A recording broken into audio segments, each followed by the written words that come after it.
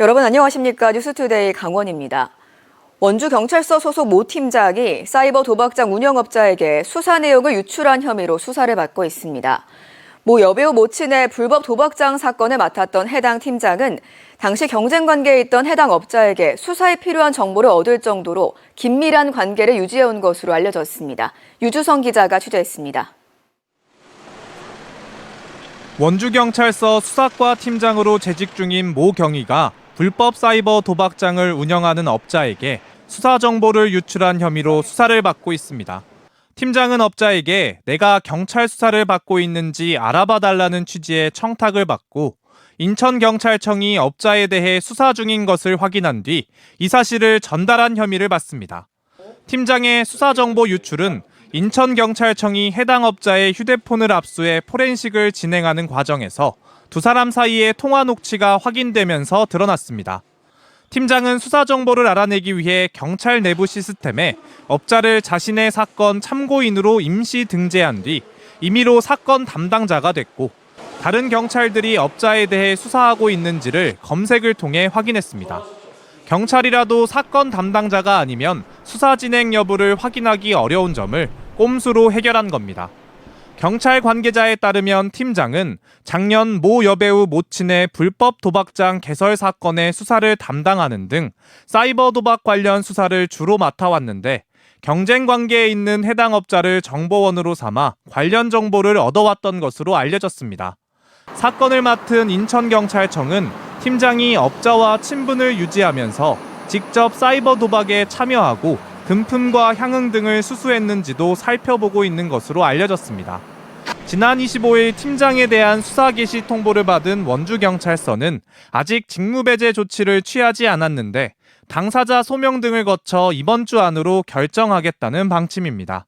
강원경찰청도 뒤늦게 감찰에 착수하는 한편 수사상 정보 유출과 관련해 단 한 번이라도 적발되면 직무배제와 함께 수사 의뢰를 통해 강력히 처벌하겠다며 수사관들을 상대로 내부 단속에 나선 것으로 알려졌습니다. 압구정 롤스로이스 사건을 수사하던 경찰이 사건 관계자로부터 억대의 향응을 받은 사실이 알려지며 경찰의 비위 행위가 도마에 오른 가운데 이번 사건으로 또다시 경찰의 신뢰가 추락하고 있습니다. MBC 뉴스 유주성입니다. 며칠 전 정선 사부급의 한 어린이집 외벽이 무너지는 아찔한 사고가 났습니다. 아이들이 없는 밤 시간대여서 다행히 다친 사람은 없었는데요. 준공한 지 1년 만에 사고가 나면서 부실 공사가 의심되고 있습니다. 박은지 기자입니다. 건물 외벽을 덮고 있던 패널이 떨어져 휘어 있고 바닥은 빨간 벽돌이 우수수 쏟아져 있습니다. 네, 애들 다니는데 공사를 이따위 식으로 하고 있어요. 아예 시간에 그래서 다행이지.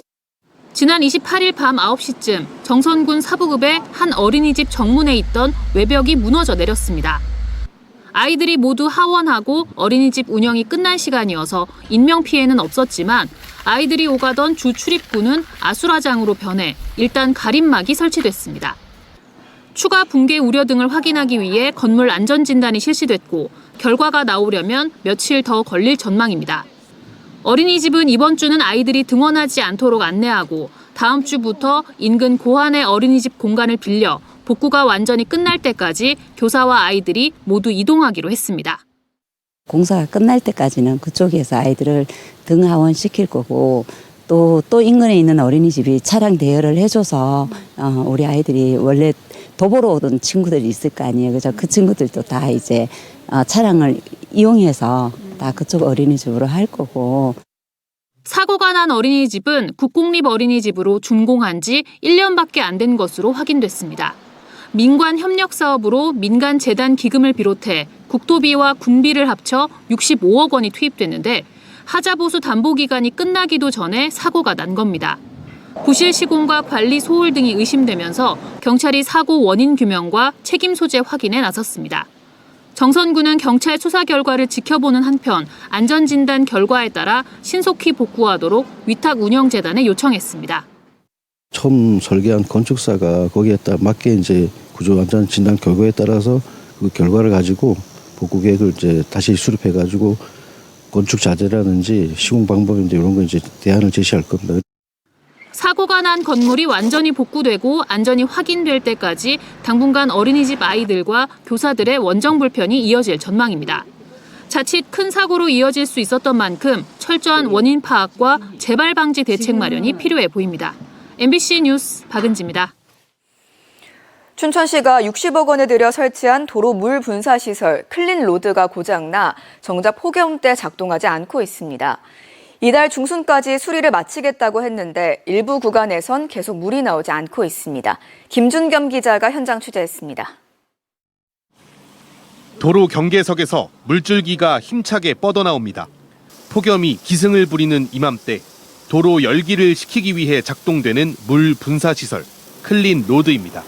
열화상 카메라로 촬영해 보니 클린 로드가 물을 뿌린 도로 표면은 40도 아래. 반면 햇빛에 계속 달궈진 바로 옆 인도는 50도 위로 치솟았습니다. 시원하죠. 물이 흐르니까. 실제로 안 틀었을 때보다 훨씬 나으세요? 낫죠. 물이 좀 더 세게 나가서 도로 가운데까지 좀 이렇게 흘렀으면 좋겠어요. 춘천시는 클린 로드 설치와 보수에 6년간 60억 원을 투입했습니다. 그런데 해마다 일부 구간에서 고장이 반복돼 제 역할을 못하고 있습니다. 수리가 끝나 정상 작동하고 있는 클린 로드입니다. 이렇게 도로를 향해 물이 콸콸 쏟아지고 있습니다. 반면 총 17개 구간 중 4개 구간은 보시다시피 이렇게 망가진 상태로 물이 나오지 않고 있습니다. 이달 초 춘천시는 모든 고장 구간에 대해 중순까지 보수를 마치겠다고 MBC에 설명했습니다. 하지만 이달 말이 됐는데도 고장난 5개 중 4개 구간이 여전히 먹통입니다. 노후화와 펌프시설 고장, 원격 전기통신 오작동이 복합적으로 얽혀있다 보니 수리 기간이 길어지는 겁니다. 금년도가 유난히 덥잖아요. 주민들을 위해서 해놓은 건데 이 작동이 안 된다는 것은 말이 안 되잖아요. 고장은 지난해와 재작년에도 반복됐습니다. 저희가 이제 매일 도로가의 직원들이 순찰을 돌 겁니다. 그래서 이제 뭐 보수가 필요한 곳은 그때그때 바로 처리할 겁니다. 지금 4개소는 다음 주 중으로 끝낼 겁니다. 네. 당초 춘천시가 약속한 시기보다 클린로드 작동이 늦어지는 사이 이제 한 달만 지나면 가을로 접어듭니다. MBC 뉴스 김준겸입니다. 미국의 관세 정책 불확실성에 대비해 강원도가 도내 수출 기업의 피해를 최소화하기 위한 방안을 논의했습니다.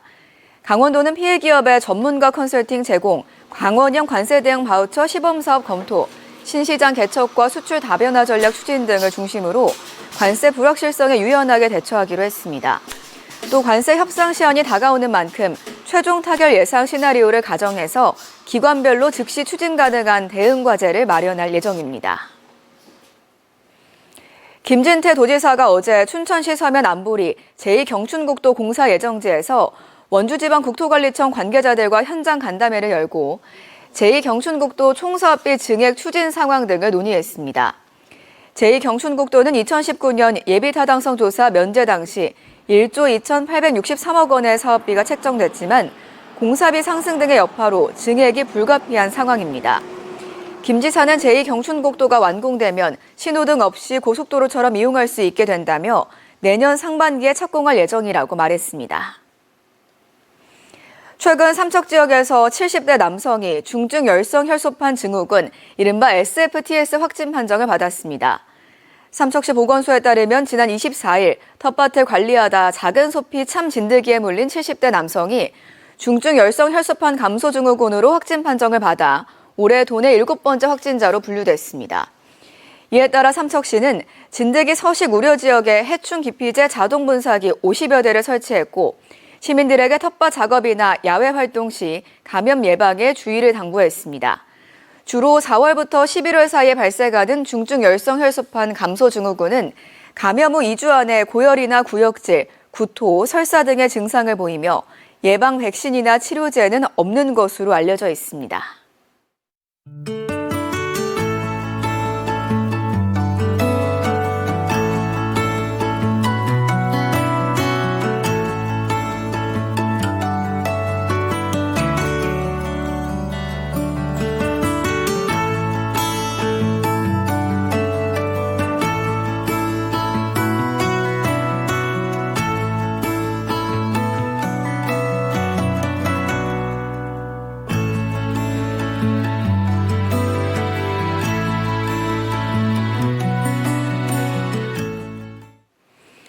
아카데미 극장 철거 반대 운동을 하다 원주시로부터 고발당해 재판에 넘겨진 시민 24명에 대한 1심 선고가 다음 달 11일로 다가온 가운데 이들의 무죄 선고를 촉구하는 여론이 전국적으로 확산되고 있습니다.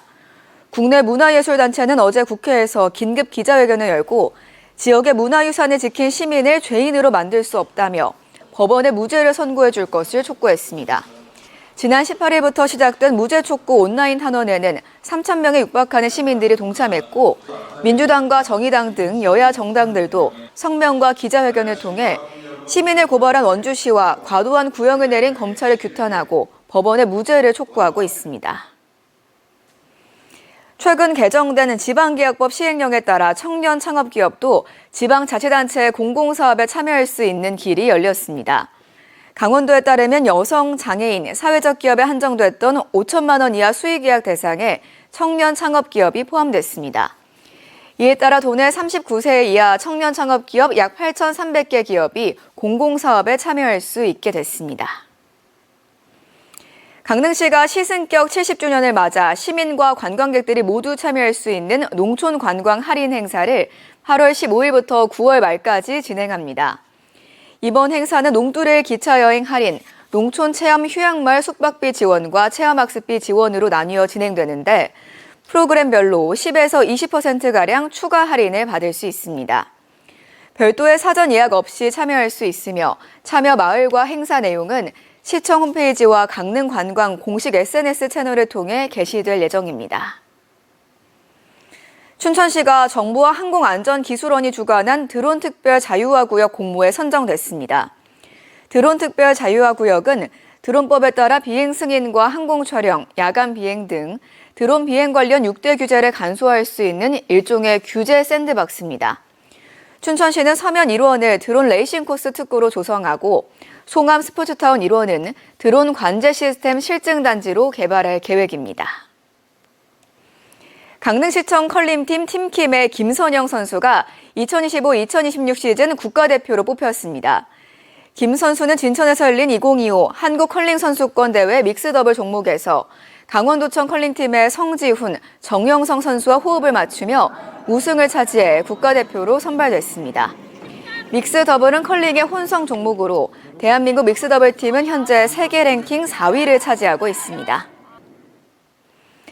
올해 6월 강원 지역 결혼 서비스 비용이 2개월 만에 9.7% 상승하면서 전국에서 상승률이 가장 높았습니다. 한국소비자원이 발표한 결혼식장과 스튜디오, 드레스, 메이크업 패키지 비용 조사에 따르면 6월 도내 결혼 서비스 평균 비용은 1,785만 원으로 4월 1,627만 원에서 158만 원 올랐습니다. 특히 스튜디오 앨범과 액자 가격이 전국에서 가장 비쌌고 결혼식장 계약 금액도 비수도권 지역 중 제주 다음으로 높은 가격대를 보였습니다. 강릉시가 연중 감자 생산 체계 구축에 나섭니다.